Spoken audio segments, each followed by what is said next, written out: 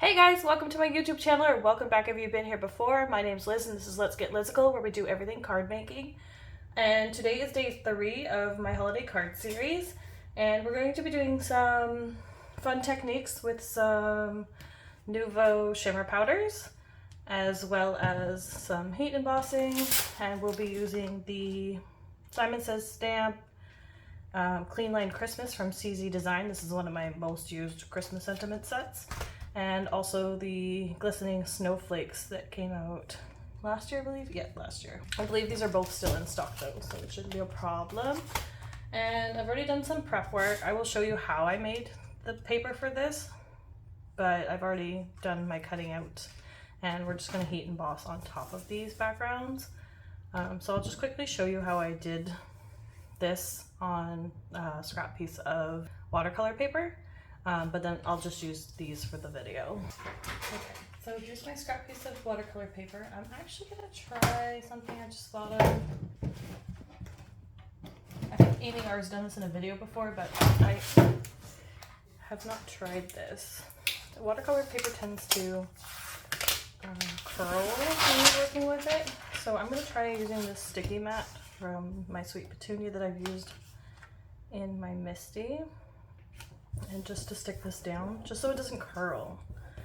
And then I'm gonna use a spray bottle of this is just plain water, and I just spray the background down, get it nice and wet. And then with these shimmer powders, you don't wanna like shake them out or anything. You wanna be very gentle with it. I think for these ones, I actually hold it sideways and then just kind of like tap with my finger a little bit. I know Amy R runs her finger across the seam here, which also works.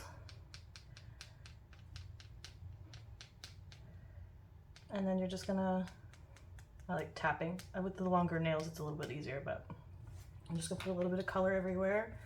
And I chose yellow and blue just because it does make green, and it just makes for a nice holiday card. So I'm just gonna tap a bit of the blue.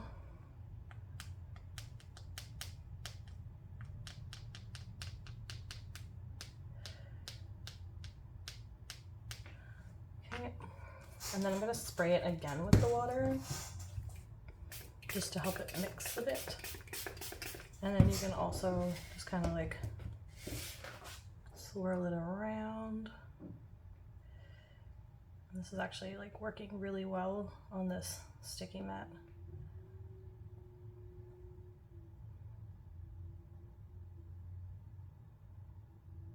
And I have like a lot of water on here, so I don't want it to all turn green. I'm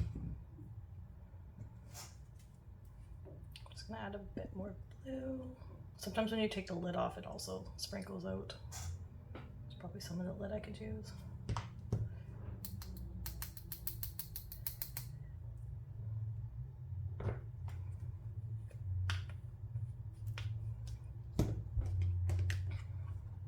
Again, we'll just like swirl that around a bit.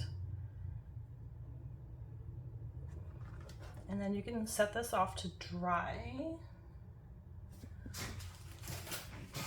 I'm gonna soak up a bit of water because there is a lot of water on here. And if you wanted it to have like a distinct line, you could just do this, and it would just, the color would just go across. I think most of the time it's just recommended though that you just kind of like do it and like let it sit. Don't touch it, just let it dry.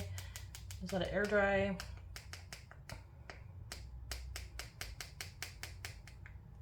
I tend to go back and forth with this.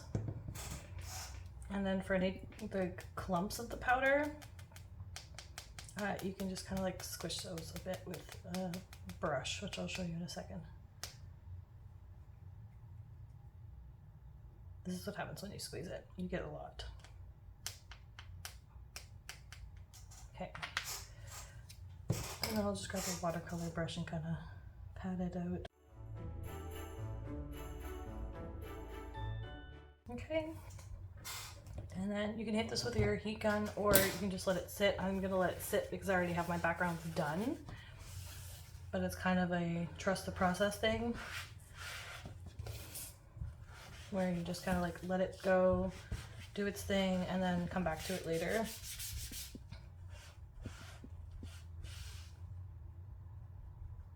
I don't know what's wrong with this paper on this edge, but but I do like using the sticky mat because it definitely does hold the paper flat. So I recommend getting a sticky mat even just for that. When you tape down the edges, the middle still seems to buckle sometimes, so it's definitely an asset having this. So I'm gonna set that aside to dry, and then I'm probably gonna have to go grab another one so I can heat emboss these.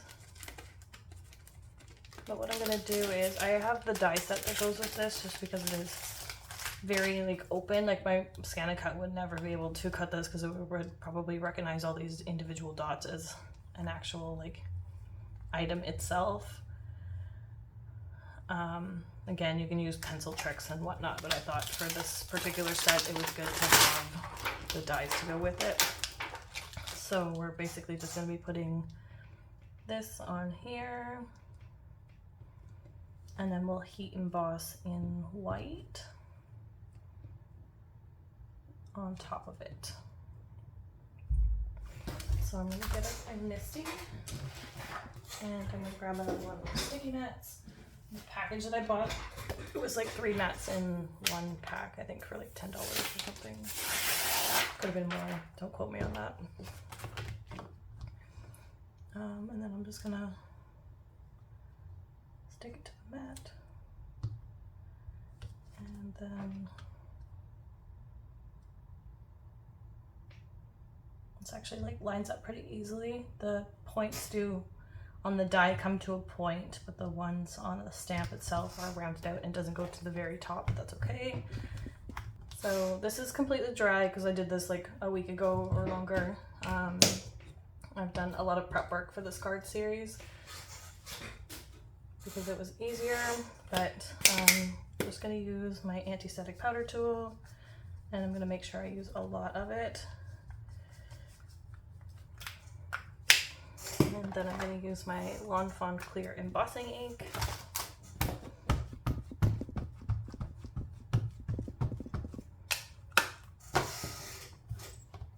And then stamp that down.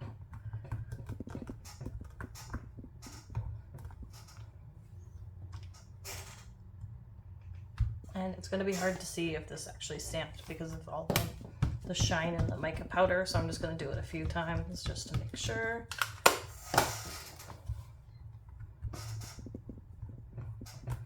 You can also do the mica after, but I thought it was just going to be easier to do it beforehand. Okay, so it looks okay. So I'm just going to peel this off because I don't want all my embossing powder sticking to this mat.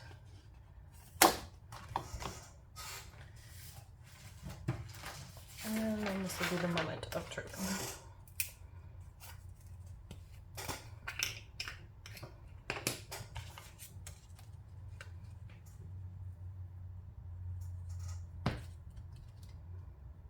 Oh yeah, that worked out really well actually. This looks very pretty.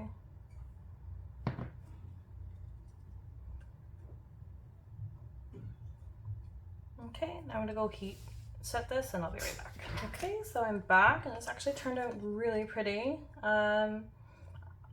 Just a tip, I always do my heat embossing from the back, so instead of blowing the gun on the front, I do it from the back. Again, another trick I probably learned on a few videos. But it does give you much smoother results than doing it from the top. It takes a little bit longer just because you have to heat up that cardstock. The heat has to get through to melt the embossing powder, but you don't lose any granules. When you do it from the front, sometimes it blows off and it looks a little pitted. So I have been doing all of my heat embossing from the back lately, and it just like gives much nicer results. Oops, I probably shouldn't have put paper on that. This is not going to be fun. It's not too bad, okay. Okay, and then I think for the ornament one, maybe I can do it in like a gold embossing powder to see how that turns out. This is actually the first time I've used this set. I bought this set last year because I didn't want to miss out on it, but I did just this is like my first time using it. I think I used the snowflakes for a few other cards maybe.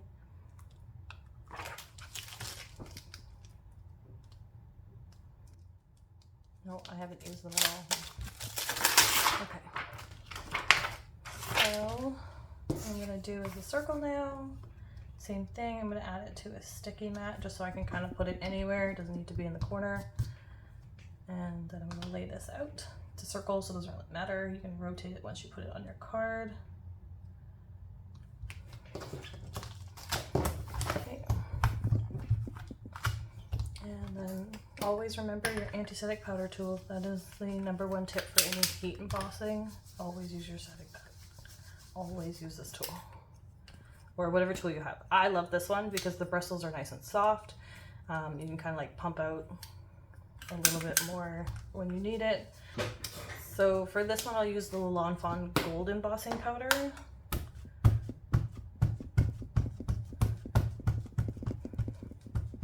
And I'm just using gold because I find it goes better with like a blue-green yellow combination than a silver. It's a little bit warmer. Yeah, that's gonna look really nice. Okay, I'm gonna go heat emboss this. Be right back. Okay, and that's what the gold looks like. This looks gorgeous. I love this. I am not a gold person, actually, surprisingly enough, but my gold is much lower in embossing powder than my silver. Personally, when I do like jewelry and stuff, I don't wear much jewelry at all, but when I do, I prefer silver over gold, or white gold because it is silver. But I don't love gold itself. Okay, and those look really nice. So what we're gonna do, these are gonna be plain and simple cards. I'm just gonna add this to here, probably add a bit of foam tape. And then we'll put a simple sentiment across it, and then same with this one. I think I am going to add it like that, a little bit lower, and then I'll just take a gold gel pen and draw in like a string for it, and then again I'll just put like a simple sentiment on it. So I think I'll do that one first. So I just want to find that middle point, which would be 2 1/8.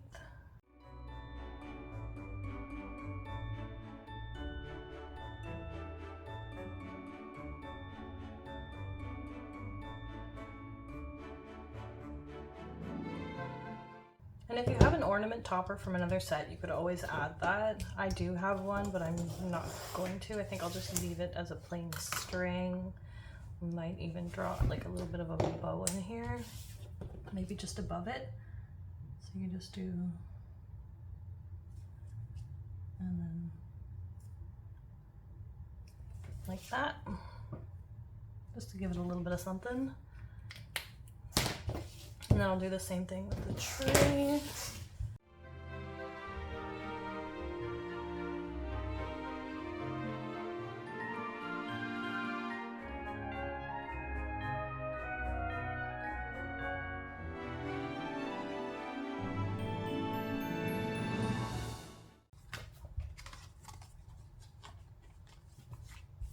Apparently I have a top folding card. I don't do top folding cards very often. I do once in a while, but I went through a phase where I did top folding cards all the time, and now I'm back to regular standard cards. Sometimes with top folding cards, I find people are trying to open it like a regular card, so I just find it easier to stick with this type, but you can do it either way, whatever your preference is. So I think for these, I'm gonna keep them simple. I think I'll put maybe like a Merry Christmas on both of them. But I think I'm just gonna stamp it and then die cut it, but I'll not.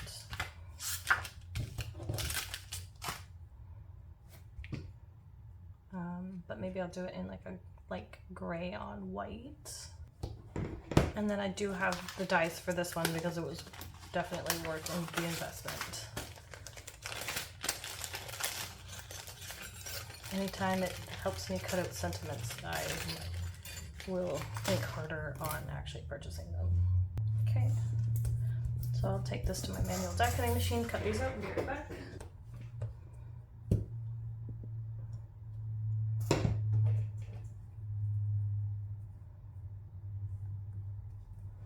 Okay, I noticed that this one wasn't cut very well, so I just recut it and put it on top, and I think I'm just gonna put it, do we want it centered or off a bit? I think I'm gonna do it off a bit.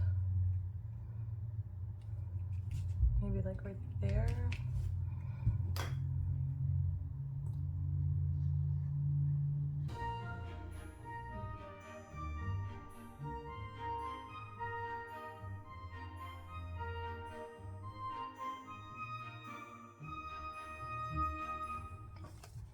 And then if you want, you could like maybe add a few gems around here. You know what? I'm not even gonna do that. I'm just gonna leave this. This looks gorgeous the way it is. I love how plain and simple this is. You guys know I love my plain and simple cards. And then for this, I'll do the same. I'll just like let it overhang a bit. So I'll just support that AS at the end on the Christmas.